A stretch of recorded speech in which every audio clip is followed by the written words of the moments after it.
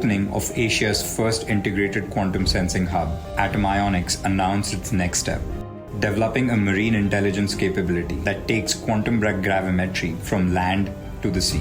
Yes, organizations benefiting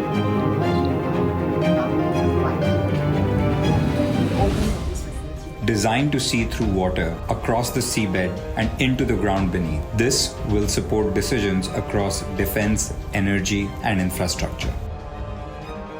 So now it has started taking gravity readings. The cold atoms are going to form 9.7803989 meters per second square. Built here with the support from Capvista and Enterprise Singapore. Atomionics, mapping the Earth for humanity.